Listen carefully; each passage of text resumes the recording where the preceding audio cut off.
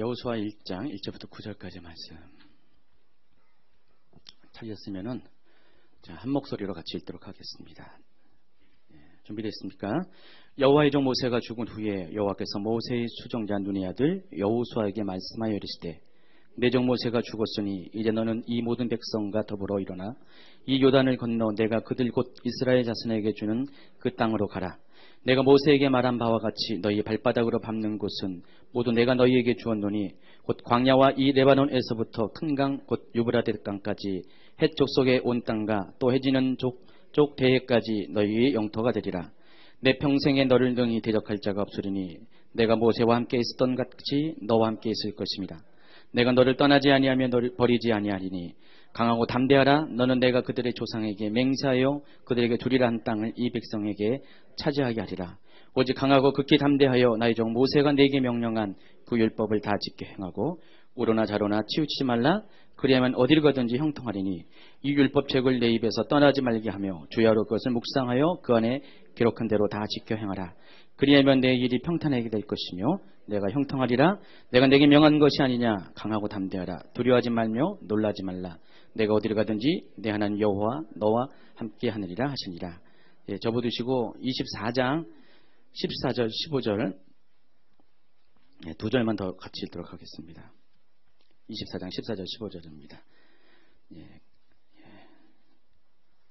같이 읽도록 하겠습니다. 그러므로 이제는 여호와를 경외하며 온전함과 진실함으로 그를 섬기라. 너희의 조상들이 강 저쪽과 애굽에서 섬기던 신들을 치워버리고 여호와만 섬기라.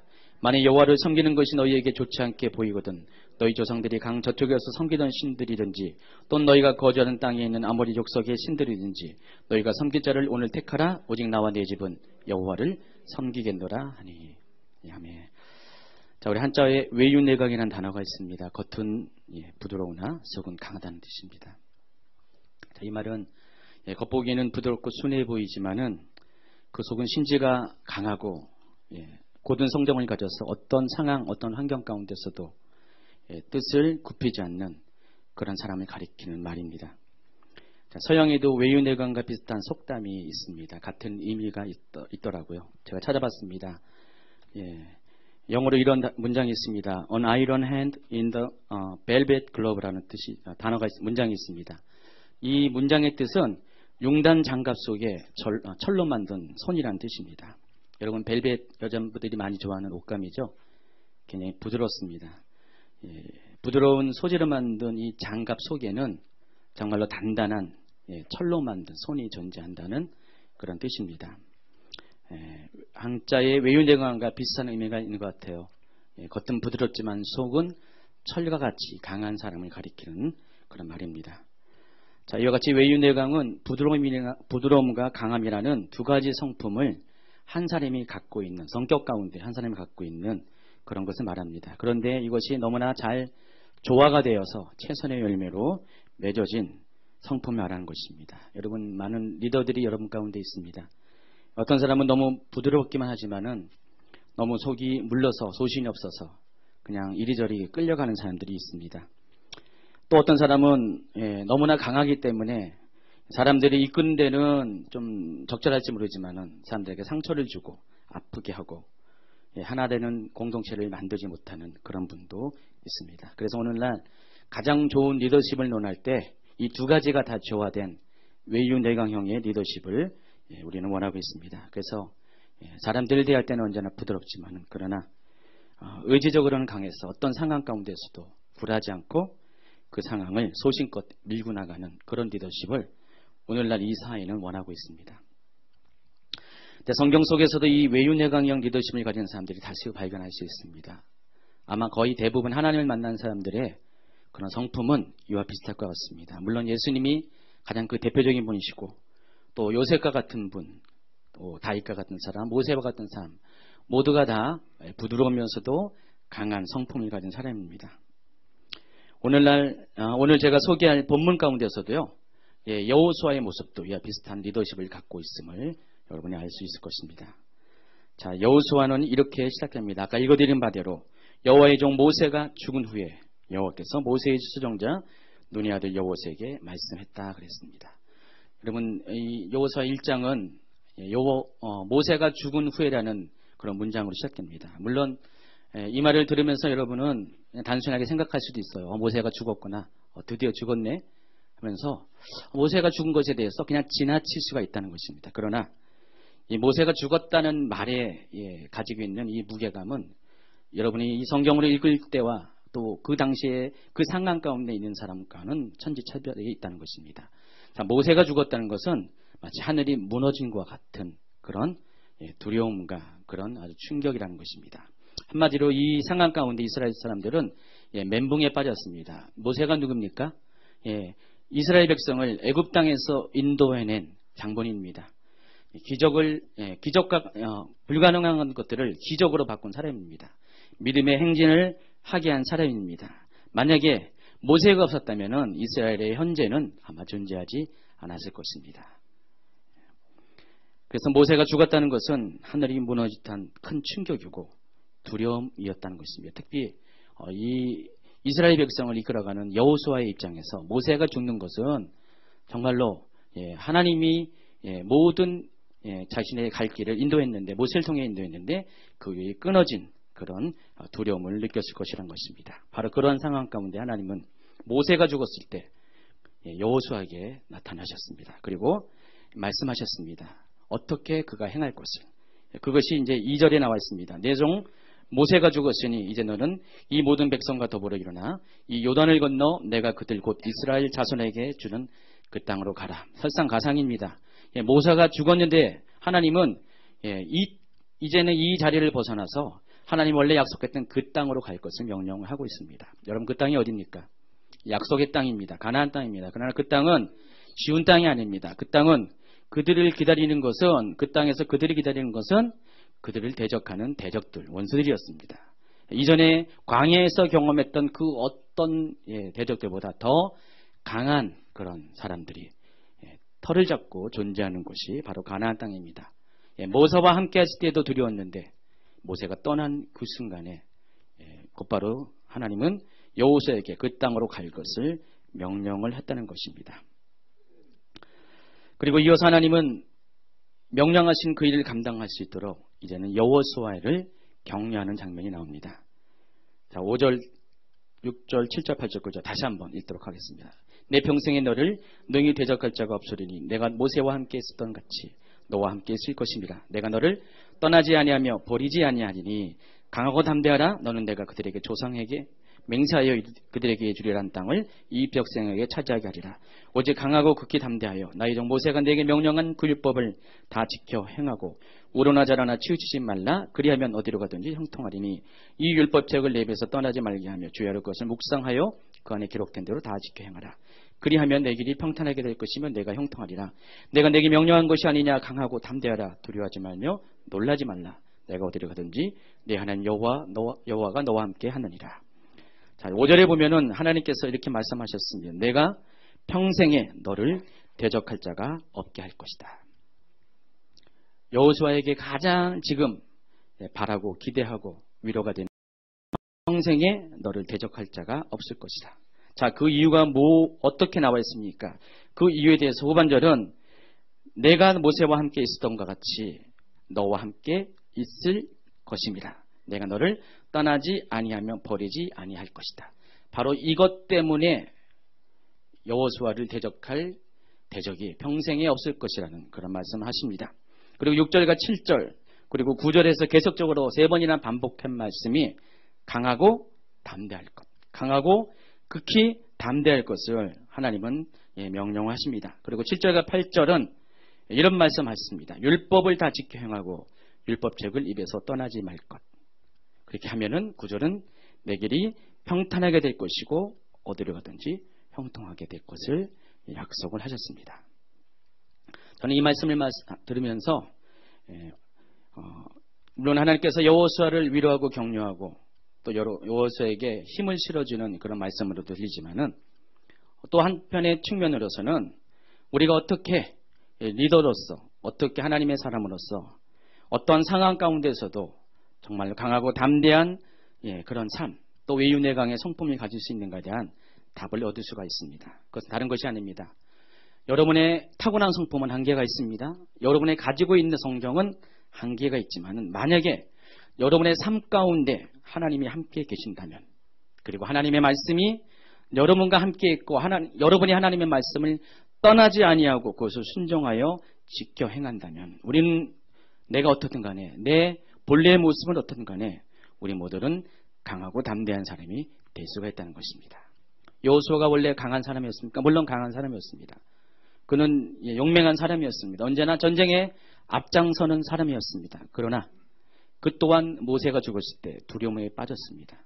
그러나 그 두려움을 물리치고 그로 하여금 일으키게 한 것은 바로 하나님이 너와 함께 한다는 그 약속이었고, 또 하나님의 말씀이 너를 지킬 것이라는 그런 약속이 있었기 때문입니다. 그래서 여러분도 마찬가지입니다. 하나님이 여러분과 함께 한다면, 또 하나님의 말씀이 여러분과 평생 함께 한다면 여러분 결코 두려워하지 않고 강하고 담대한 삶을 살 수가 있다는 것입니다. 지난 팔복 강의에서 저는 온유한 자를 설명하면서 온유를 이렇게 정의했습니다. 온유란 하나님 뜻에 대한 순종, 그것이 온유라고 말씀드렸습니다.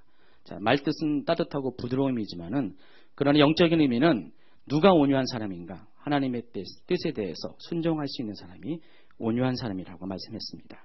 온유의 반대어는 강팍 또는 완악이라고 번역했습니다. 여러분, 사람이 완악한 이유가 뭐 때문에 그런지 아십니까? 바로 자기의 뜻을 고집하기 때문에 그랬습니다. 자기의 고집이 많은 사람들은 완악할 수밖에 없습니다.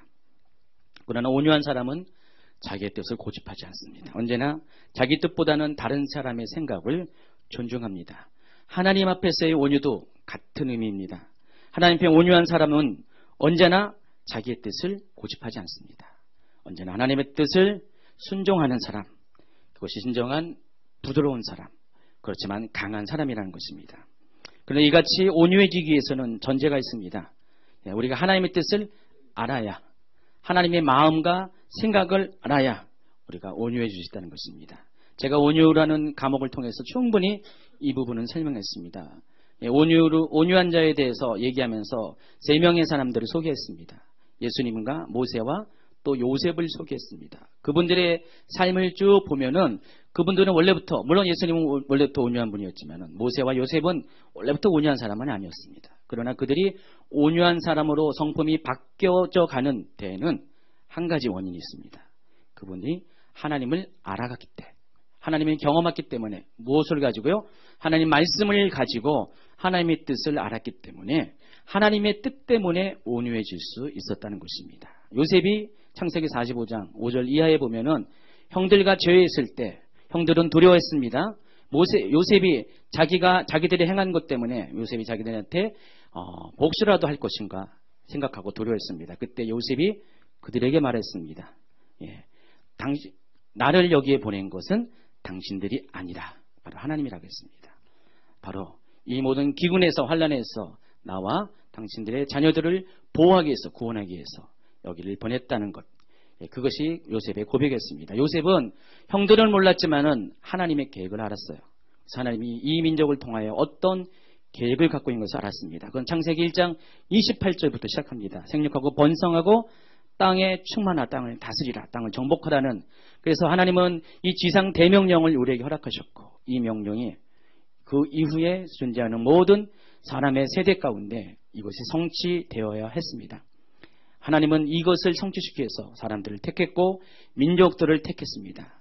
지금 요셉은 그 하나님의 계획을 알았어요. 그렇기 때문에 하나님께서 자신을 이렇게 험난한 시련을 보냈지만은 그 이유가 자신을 미워하는 것이 아니라, 자기 죄 때문에 그런 것이 아니라 하나님의 뜻을 위해서 자신의 선택받은 사람인 것을 알았기 때문에 그는 하나님 앞에 반항하지 않았습니다. 하나님 앞에 자기의 뜻을 고집하지 않았고 부드러움과 따뜻함으로 하나님께 순종하는 그런 본을 보일 수가 있었습니다. 모세도 마찬가지입니다. 요셉과 마찬가지로 모세도 동일하게 하나님의 뜻을 알았기 때문에 그는 하나님의 뜻에 대해서 순종할 수 있는 온유한 사람이 될 수가 있었다는 것입니다. 그러나 반대로 이스라엘 사람들은 하나님의 뜻을 몰랐기 때문에 완악할 수밖에 없습니다. 성경의 가장 완악한 자의 대표가 누군지 아시죠? 바로 왕입니다. 바로왕은 무려 10번에 걸쳐서 하나님의 놀라운 기사와 이적을 통해서 하나님의 살아계심을 나타냈음에도 불구하고 아주 웬만하면은 한 두세 번 그런 재앙이 닥칠 때 굴복하고 하나님 뜻에 순종했지만은 그는 하나님을 몰랐습니다.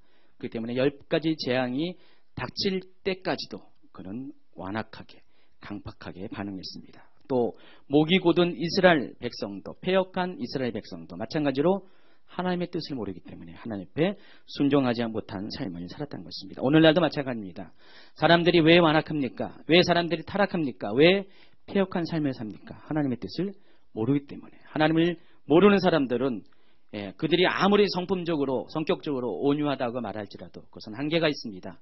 그들은 결국 하나님의 뜻에 순종하지 않은 패역한 삶을 살 수밖에 없다는 것입니다. 그러므로 여러분도 동일하게 이 세상 가운데 사는 사람이고 특별히 교회 안에 신앙의 사람의 모습으로 살고 있지만은 여러분이 크리스천인 것이 여러분의 구원을 보장하는 것이 절대 아닙니다. 여러분이 크리스천일지라도 그런 이름을 갈지라도 여러분 정말 하나님을 제대로 알지 못한다면 하나님이 누구인지 하나님이 어떤 분인지 하나님의 마음과 계획이 어떤 것인지를 알지 못한다면 여러분도 패역한 세대에 속할 수가 있고 또 패역한 결과 사망에 이르는 결과를 맞이할 수도 있음을 여러분이 아시기 바랍니다.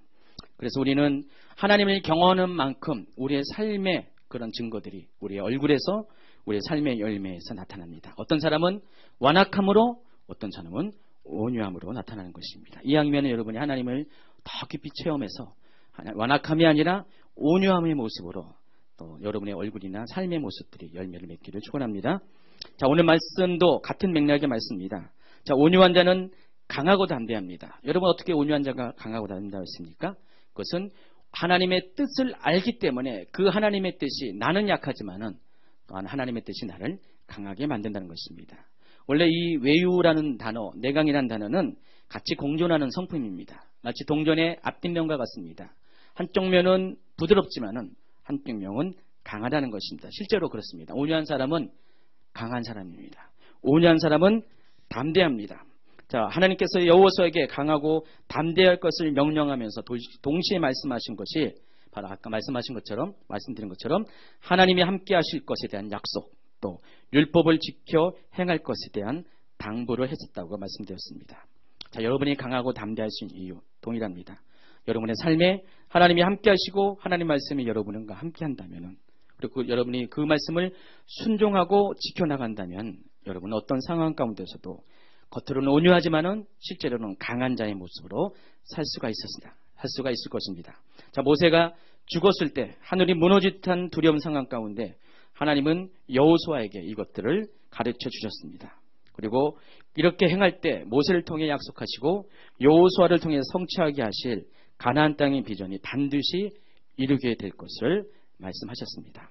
우리 안에 동일하게 비슷한 상황 가운데 있는 분이 있을 것이에요. 하늘이 무너지는 그런 위급하고 어려운 상황 가운데 정말로 누군가의 도움이 필요한 그런 상황 가운데 있는 분들이 분명히 있을 것입니다. 여러분이 그것을 이길 수 있는 비결은 다른 것이 아닙니다. 오늘 말씀처럼 여러분 안에 정말 하나님의 뜻을 알고 하나님과의 친밀함 가운데서 하나님과 동행하는 삶을 살 수 있도록 여러분이 마음으로 결단하고 이렇게 나간다면은 정말 여러분은 그 가운데서 이 상황을 이겨나갈 수 있는 그런 지혜와 힘을 얻을 수가 있다는 것입니다. 그래서 여러분은 반드시 온유한 자가 되기 위해서 하나님을 만나야 되고 하나님과 친밀감을 가져야 되고 또 그 안에서 하나님의 마음과 뜻을 알아야 한다는 것입니다. 그럴 때 하나님은 성경을 통해서 이스라엘 백성들에게 비전을 이룬 것처럼 여러분에게도 결국에는 여러분을 향한 비전들을 하나님 반드시 이루어 나갈 것입니다. 자, 그런데 오늘 제가 여러분에게 드리고자 하는 메시지는 이게 결론이 아닙니다. 이것은 오늘 제가 지금부터 드리는 메시지를 말씀하기 위해서 전제로 하는 이야기입니다. 지금까지 한 얘기보다 더 중요한 것이 한 가지가 더 있습니다. 그것은 온유한 자의 삶입니다. 우리가 온유한 것이 어떤 것이고 우리가 어떻게 온유한 자가 될 수 있는가를 배웠다면 온유한 자의 삶은 어떻게 사는 것인가 그것을 이야기하고 있습니다. 그것을 한마디로 말한다면 외유내강의 삶이라는 것입니다. 자, 외유내강의 삶을 살 수 있는 비결은 다른 것이 아닙니다. 우리 안에 소신이 있어야 됩니다. 확신이 있으면 됩니다. 믿음이 있으면 어떤 상황에도 우리는 뜻을 굽히지 않고 소신대로 살 수가 있다는 것입니다. 하나님의 뜻을 알고 하나님의 말씀을 확신하는 사람은 성경적인 원리에 의하면 바로 그 사람이 온유한 사람이고 강하고 담대함을 살 수가 있다는 것입니다. 자, 이제 아까 읽어드린 여호수아의 마지막인 24장을 다시 한번 살펴보도록 하겠습니다. 여러분, 여호수아 1장은 여호수아가 모세를 대신해서 이스라엘의 영도자로 첫 발을 내디는 장면으로 시작합니다. 그러나 24장은 이제 여호수아가 죽음 앞에 마지막으로 이스라엘 백성들에게 고별을 하는 유언을 기록한 것입니다. 자, 이 유언은 23장부터 시작됩니다. 23장 1절, 2절 한번 읽도록 하겠습니다. 찾아보시기 바랍니다. 자, 23장 1절입니다. 여호와께서 주위의 모든 원수들로부터 이스라엘을 쉬게 하신 지 오랜 후에 여호수아가 나이 많아 늙은지라 여호수아가 온 이스라엘 곧 그들의 장로들과 수령들과 재판장들과 관리들을 불러다가 그들에게 이르되, 자, 24장 1절도 비슷하게 시작합니다. 여호수아가 이스라엘 모든 지파를 세겜에 모으고 이스라엘 장로들과 그들의 수령들과 재판장들과 관리들을 부르며 그들이 하나님 앞에 나와 선지라. 자, 마지막으로 나이 많아 늙어서 이제는 죽음에 앞둔 여호수아가 이스라엘 백성들과 그들의 리더들 가운데 그들을 불러놓고 마지막 유언을 하는 장면입니다. 첫 번째 유언이 이제 3장에 나와 있습니다. 6절입니다. 같이 읽도록 하겠습니다. 그러므로 너희는 크게 힘써 모세의 율법책에 기록된 것을 다 지켜 행하라. 그것을 떠나 우로나 자로나 치우치지 말라. 너희 중에 남아있는 이 민족들 중에 들어가지 말라. 그들의 신들의 이름을 부르지 말라. 그것들을 가리켜 맹세하지 말라. 또 그것을 섬겨서 그것들에게 절하지 말라. 12절입니다. 너희가 만일 돌아서서 너희 중에 남아있는 이 민족들을 가까이 하여 더불어 혼인하며 서로 왕래하면 확실히 알라. 너희 하나님 여호와께서 이 민족들을 너희 목전에서 다시는 쫓아내지 아니하시리니 그들이 너희에게 올무가 되며 덫이 되며 너희의 옆구리에 채찍이 되며 너희의 눈에 가시가 되어서 너희가 마침내 너희 하나님 여호와께서 너희에게 주신 이 아름다운 땅에서 멸하리라. 이번엔 두 번째 유언이 24장 14절 15절에 나왔습니다. 한번 피시고 같이 읽도록 하겠습니다. 그러므로 이제는 여호와를 경외하며 온전함과 진실함으로 그를 섬기라. 너희의 조상들이 강 저쪽과 애굽에서 섬기던 신들을 치워버리고 여호와만 섬기라. 만일 여호와를 섬기는 것이 너희에게 좋지 않게 보이거든 너희 조상들이 강 저쪽에서 섬기던 신들이든지 또는 너희가 거주하는 땅에 있는 아모리 족속의 신들이든지 너희가 섬길 자를 오늘 택하라. 오직 나와 내 집은 여호와를 섬기겠노라. 제가 지난 주간에 교단 총회에 참석했습니다. 지난 3월 달에 교단에 가입하고 처음으로 참석하는 총회입니다. 그래서 좀 기대가 있었습니다. 과연 이 총회는 어떨 것인가. 여러분 가끔 들었겠지만은 대부분의 이제 우리 기성 대형 교단들의 총회 현장을 보면은 실망할 것이 굉장히 많이 있습니다. 우리가 기대하는 거룩한 총회가 아니라 좀 인간적인 총회 그런 것들이 많이 있습니다. 그래서 저도 처음으로 이 교단의 총회를 참석하면서 좀 과연 이 총회는 어떨 것인가에 대해서 생각을 해봤습니다. 그런데 총회를 참석한 후에 내린 결론은 이 교단은 정말 좋은 교단이다. 하나님이 예비했던 교단이다. 제대로 된 교단에 속하게 했다는 확신을 갖게 되었습니다. 월요일 날 개예배가 있었습니다. 그때 설교를 한 분이 미국의 하나님의 성의 오순절 교단의 부총회장 알튼 게리슨 목사님이라는 분이 말씀을 전했습니다. 이분은 미국 분이세요. 여러 가지 말씀을 전했는데 그 중에서 후반부에 한 말씀이 제 마음의 가슴에 딱 꽂혔습니다. 그것은 이런 내용이었습니다. 요즘 같은 마지막 때에 마지막 같은 이 세상 가운데 우리가 어떻게 살 것인가에 대해서 말씀하셨습니다. 너무 심플하고 아주 명료하고 확실한 말씀입니다. 세상이 어떠하든 간에 다른 크리스찬들 그들의 믿음이 어떠하든 간에 우리 모두는 바로 예수님은 그리스도이십니다. 살아계신 하나님의 아들이십니다. 오직 예수님만이 길이십니다. 진리십니다. 생명이십니다. 그 고백 가운데 살라는 것입니다. 남들은 어떻든 간에 세상은 뭐라고 말하든 간에 우리는 그 고백을 계속해서 유지해야 될 것을 말씀하셨습니다. 저는 미국 분이 이런 말씀을 하는 것에 더 감동을 받았어요. 미국 분 중에서 이런 분이 계시구나. 그래서 감동을 받았고 또 그 교단에 대해서 확신을 더욱더 갖게 되었습니다. 많은 분들, 참석한 목사님들이 이 말을 하자마자 박수를 막 칩니다. 그리고 아멘을 화답을 했습니다. 그분도 동일하게 참석한 분들도 그런 고백을 했기 때문에 아멘이라 말을 화답을 할 수 있었던 것 같습니다. 작년 가을에 한국 사회는요, 교회는 한 차례 홍역을 치렀습니다. 작년 가을 10월달 말에 있었던 WCC 한국 총회 때문에 너무나 많은 어떤 힘들고 아픈 시간을 보냈습니다. WCC 총회는 어차피 마감이 됐고요. 그 결과 한국 교회는 둘로 나눠졌습니다. 이미 많은 분열이 있었지만은 더 분명한 나눔이 있었는데, 그것은 바로 예수님을 그리스도로 믿고 살아계신 하나님의 아들이시라는 유일한 신앙 고백을 하는 분들과, 또 예수님만이 그리스도가 아니라 다른 이도 그리스도임을 인정하는 그런 소위 종교다원주의에 속한 그런 그룹이 분명하게 둘로 나눠지는 그런 총회가 되었습니다. 저는 그 총회 가운데 저희 교회는 늘 언제나 메시지를 전하면서 WCC의 문제와 상황을 설명했고요. 하나님께서 이때 우리에게 원하시는 것이 어떤 것인가, 우리가 어디에 설 것을 많이 말씀을 드렸습니다. 저희 교회에는요, 실은 그것 때문에 좀 있었던 교회에서 벗어난 분들도 예배를 드린 분들이 많이 있습니다.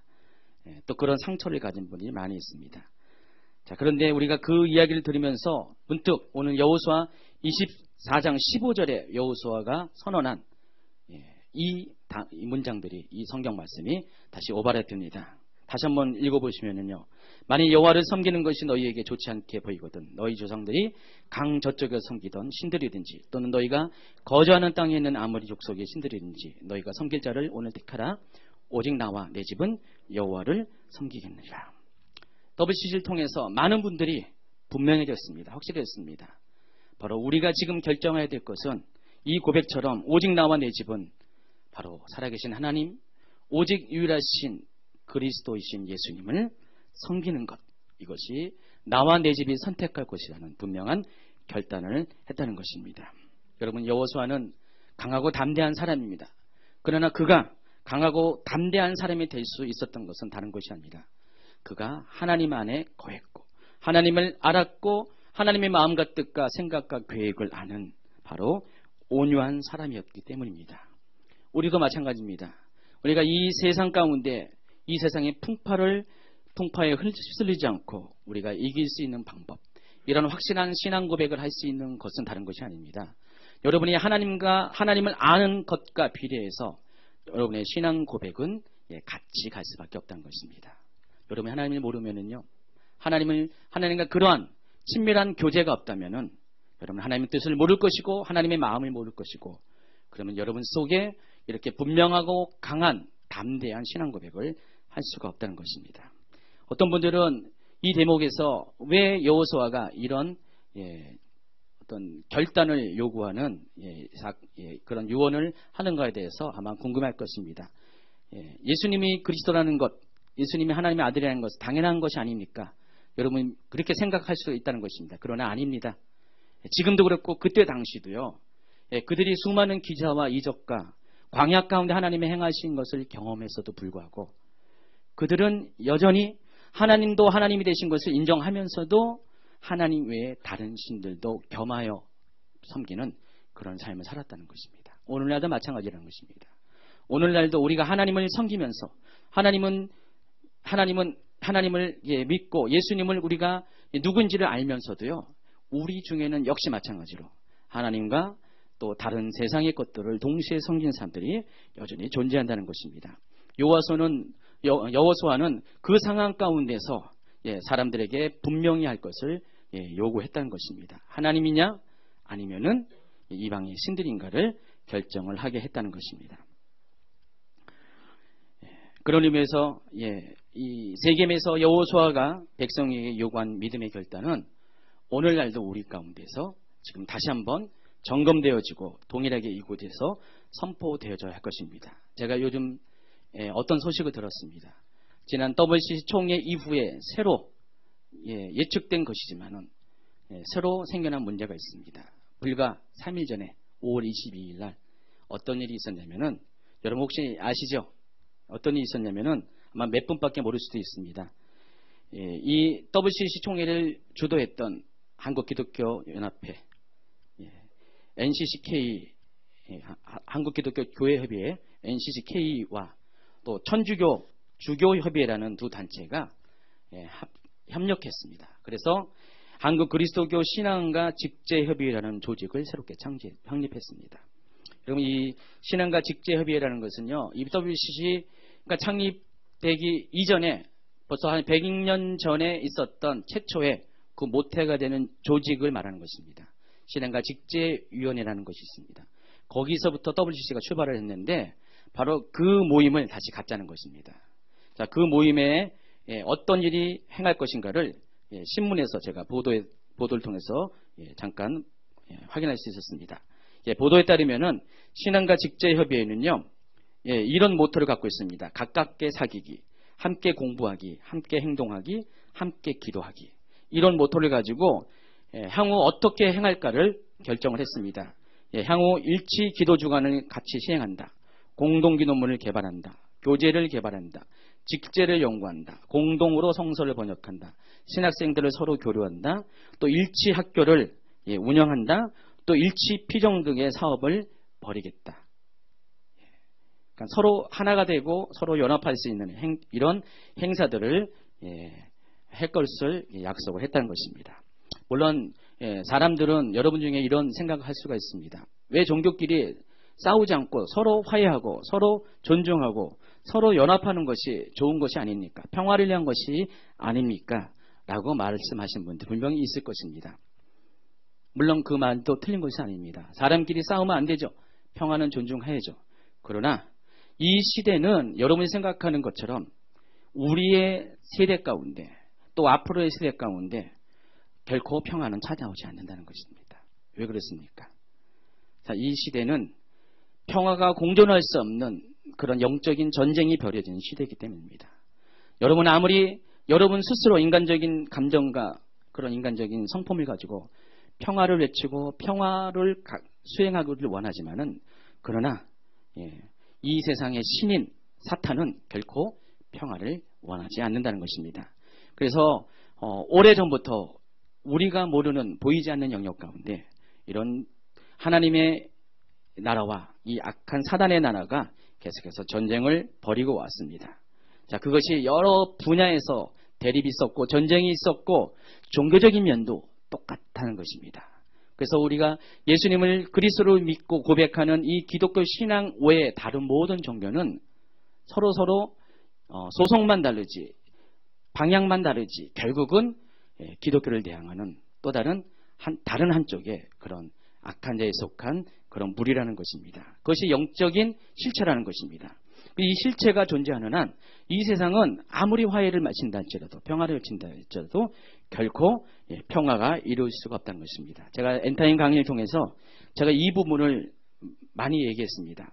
이 세상이 앞으로 어떻게 될 것인가, 엔타임이 어떻게 진행될 것인가에 대해서 이야기를 나눴습니다. 이 엔타임은요, 세 가지 과정을 거쳐서 진행이 될 것입니다. 첫째는 정교적인 통합이 일어날 것이고, 둘째는 정치 통합이 일어날 것이고, 그리고 마지막으로 종교적인 통합이 일어날 것입니다. 정치와 경제는 이미 어느 정도 통합이 되어가고 있습니다. 이제는 얼마 있으면 마무리만 하면 됩니다. 근데 이 종교 통합은 지금 그 부분에 대해서 좀 이렇게 첫 발 내지는 두 발자국 이렇게 걸음마를 행하는 그런 수준입니다. 그래서 그들이 진정 원하는 것은요, 종교가 통합돼야 됩니다. 종교가 통합되지 않으면 이 세상은 결코 하나가 될 수 없습니다. 여러분, 다른 것은 다 평화가 된다 할지라도 종교가 다르면 언제든지 시한폭탄이 되어서 사람 간의 분쟁이 있게 됩니다. 그래서 이 종교가 통합되는 것이 완전한 하나가 되는 그런 목표가 됩니다. 그래서 경제와 정치에 이어서 종교가 통합되어 가지고 한 종교가 되면은 아마도 이것이 많은 사람들이 예측하기는 카톨릭을 통해서 종교가 하나가 될 것이라고 믿습니다. 그래서 먼저는 이 카톨릭의 주관하에서 종교가 하나 되기 위해서는 이 개신교 내에서 먼저 연합운동이 일어나는 것이고, 지금 우리가 알고 있는 바로 이 운동, 교회 일치운동이 바로 개신교에 내에서 일어나고 있습니다. WCC가 그 부분을 주도하고 있습니다. 그리고 나서 궁극적으로는 카톨릭과 이 개신교가 하나가 되는, 카톨릭과 개신교뿐만 아니라 이슬람과 유대교와 모든 이방의 종교가 하나가 되는 일들이 아마 우리가 살아있는 세대에 일어날 가능성이 있다는 것입니다. 그러나 이 종교 통합의 결론은 어떻게 된 것입니까? 바로 그 종교 통합을 통해서 하나의 신을 섬기길 원하는데 그 하나의 신이 우리가 알고 있는 하나님이 아니라는 것입니다. 우리가 알고 있는 바로 유일하신 하나님 갓이 아니라 그들이 원하는 것은 바로 적그리스도의 세상 가운데 적그리스도가 하나님이 되어서 하나님 자리를 대신해서 높임을 받고 하나님이 되는 것, 그것이 그들의 원하는 목표라는 것입니다. 그래서 이것을 위해서 오랜 세월 동안 치밀하고 아주 구체적으로 이 일을 주도해 왔습니다. 자, 이 일은 창세기 때부터 시작된 것이에요. 창세기 11장에 바벨탑 사건이 나오죠. 그때부터 시작해서 이 일들은 마귀가 오랜 세월 동안 준비해오고 해왔던 것입니다. 그래서 세대 가운데서 마귀는 언제나 하나님과 대항하는 그런 이방의 신들을 그들 스스로가 만들어서 백성들로 하여금 계속해서 그 신들 가운데 경배하고 그들 신들을 따르게 합니다. 보통은 우리가 하나님을 섬기는 것과 백성이 이방의 신을 섬기는 것이 완전히 분리가 되어야 정상인데, 그러나 이스라엘 역사 가운데 보면은요, 보편적으로 일어난 현상 중에 하나가 둘 다 섬기는 것이었어요.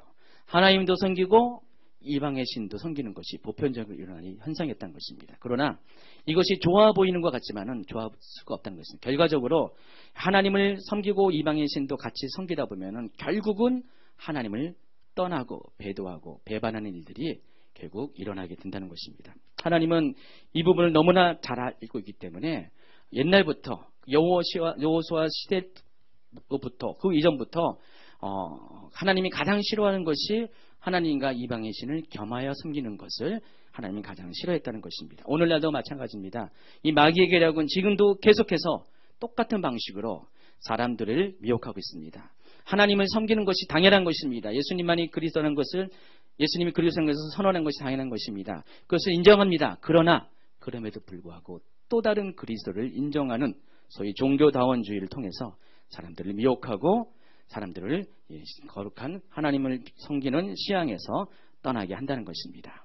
만일 우리가 이러한 시대적인 흐름 가운데 올바로 서 있지 않으면은 우리는 우리의 신앙을 지킬 것을 확신할 수가 없습니다. 그래서 오늘 제가 온유한 자에 대해서 쭉 이야기하면서 온유한 자가 비록 부드러워 보이지만 강하고 담대한 사람이라고 이야기하면서 우리가 이 시대에 왜 온유한 자가 되어야 된다는 것을 여러분에게 말씀드리고자 하는 이유는 이 마지막 때는요, 우리가 온유한 자가 되지 않고서는 이 시대의 이 흐름을 이겨낼 수가 없다는 것입니다. 여러분, 온유한 자는 부드럽습니다. 사람들에 대해서는 부드럽습니다. 화평을 추구합니다. 그러나 그 속은 정말로 강하고 담대한 사람입니다. 오직 예수님만이 길이시라는 것, 오직 예수님만이 생명이시라는 것, 예수님만이 진리라는 것, 예수님만이 그리스도라는 것을 담대히 외칠 수 있는 사람이 바로 온유한 사람이라는 것입니다. 여러분, 정말 여러분의 삶 가운데 불이익이 찾아오고 어쩌면 여러분의 삶 가운데 선택의 문제를 두고 목숨이 위협을 받는 상황이 왔을 때 여러분 과연 어떤 것을 선택할지 여러분 생각해 보시기 바랍니다. 여러분이 정말로 하나님을 모른다면요, 여러분 가장 좋고 좋은 것, 누구나 다 좋을 수 있는 것을 택할 수밖에 없다는 것입니다.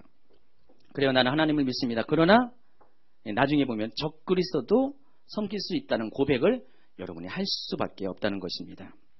여러분이 분명히 하나님을 안다면 오직 하나님만이 나의 하나님이시고 예수님만이 나의 그리스도라는 것을 분명히 안다면 이것이 온유한 자가 오직 하나님에 대해서 알 수 있는 사람입니다.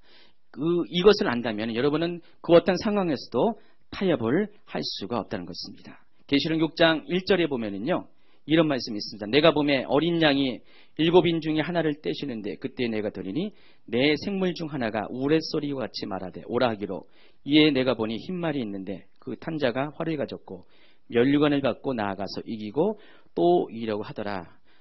6장부터는 7인의 재앙이 시작되는 장면이 나옵니다. 여러분, 7인의 재앙이 첫 번째 4가지 재앙은 말탄자가 나옵니다. 첫 번째 말탄자가 흰말입니다. 흰말을 타고 오는 자가 있는데 이 흰말의 특징을 잘 살펴보면은 활을 가졌다 그랬습니다. 그러나 화살은 없습니다. 면류관을 받았다 그랬어요. 면류관은 뭡니까? 이긴 자에게, 승리한 자에게 주는 것입니다. 그리고 나아가서 이기고 또 이기려고 한다 그랬습니다. 여러분, 엔타임이 시작되면은, 종말이 시작되면은 제일 먼저 일어나는 현상이 뭐냐면은 흰말이 등장합니다. 흰말을 탄 사람이 등장합니다. 예, 그 사람은 흰말이 상징하는 것처럼 평화의 사람으로 우리에게 찾아옵니다. 그러나 그 손에는 활을 가졌습니다. 사람들이 이기려고 하는 공격자의 모습을 가졌습니다. 그러나 화살은 없습니다. 숨겨놨습니다. 그래서 면류관을 갖고 세상을 이기고 또 이기는 그런 모습으로 나타날 것입니다. 여러분, 마지막 때 적그리스도는요, 험상궂은 모습으로 폭군으로 오지 않습니다. 마지막 때 적그리스도는 흰말을 타고 평화의 메신저로 이 땅에 올 겁니다. 그래서 3년 반 기간 동안에 적그리스도가 하는 일은 세상을 평화롭게 하는 것입니다. 세상을 하나 되게 하는 것입니다. 세상의 모든 분쟁과 대립을 종식시키는 역할을 하게 될 것입니다. 사람들은 그를 추앙할 것입니다. 정말 평화의 사자다. 대단한 사람이다. 누구도 할 수 없었던 그런 세상의 평화를 가져온 사람이다. 칭송할 것입니다. 그 일이 가능하다는 것입니다. 지금 정치 또 경제가 통합이 되고 마지막으로 종교가 통합되면 그 일이 가능하다는 것입니다. 여러분 보는 눈앞에 만약에 여러분이 살아있는 동안에 정말 이 모든 종교들이 더 이상 싸우지 않고 분쟁이 없고 하나가 되는 그 시대가 오게 된다면은 바로 그 시대를 주관한 그 사람이 적그리스도가 된다는 것입니다. 지금 뭐 제3성전이라는 영화도 여러분 보셨죠? 제3성전이 왜 중요한가? 왜 이것이 중요하냐? 이 제3성전은 엔타임의 아주 중요한 지침 중에 하나이기 때문입니다. 여러분 지금 현재 성전에 있었던 자리에는 예전에 그 모리아산, 시온산 그 성전에 있던 자리에는 이슬람 황금 사원이 지금 오마르 사원이 지금 존재하고 있습니다. 이 사원의 안에는 아브라함이 이삭을 번제물로 드렸다고 하는 그 바위가 지금도 그 안에 있습니다. 그것을 이스라엘은 세 번째 성지로 지금 여기고 있습니다. 자, 그곳에 성전이 세워져야 됩니다. 성전이 세워지는 것은 근데 불가능합니다. 어떻게 그런 일이 있을 수가 없잖아요. 이슬람이 버티고 있는데 만약에 그것이 강제로 허물고 거기에 새로운 성전이 세워진다면 세 번째 성전이 세워지면은 당연히 전쟁이 날 수밖에 없습니다. 그래서 제3성전과 더불어서 제3차 대전을 말하는 분들이 많이 있습니다. 그러나 3차 대전은 일어나지 않습니다. 그때 일어나지 않습니다. 3차 대전은 나중에 일어납니다. 그때는 전쟁이 아닌 정말 평화의 방법으로 제3성전이 들어설 가능성이 많이 있습니다. 누군지 모릅니다. 지금의 뭐 하얀 모습을 갖고 있는 평화의 모습을 갖고 있는 교황이 될 수도 있고 또 누가 될 수 있는지 저는 100% 확신할 수 없습니다. 장담할 수 없습니다. 가능성은 있습니다. 그런 누군가가 나서서 그 일을 하는 때가 오게 된다는 것입니다. 그때가 되면은 바로 마지막 때가 임했다는 것을 여러분이 믿기 바랍니다. 아마 여러분 살아있는 동안에 있을 수도 있고 그 이후에 있을 수도 있습니다. 그러나 그때가 반드시 오게 될 것입니다. 이와 같이 세상은 누군가 평화를 만드는 그런 사람들을 기대할 것이고 그를 가리켜서 메시아라고 칭송을 할 것입니다. 그를 그리스도로 칭송할 것입니다. 그런 시대가 아마도 우리 사는 시대 가운데 오게 된다는 것입니다. 그래서 자, 이런 시대가 우리가 오게 될 때 우리가 이런 시대적인 조류 가운데 누군가가 여러분에게 예수님만이 하나님의 아들이라는 것을 고집하기를 원치 않는 그런 강압이 있다면 과연 여러분은 어떻게 그 상황 가운데 여러분의 행할 바를 선택할 수 있습니까? 그들은 그렇게 말할 것입니다. 예수님도 인정할 것이고 또 다른 신도 인정할 것입니다. 하나님도 인정할 것이고 적그리스도 인정할 것입니다.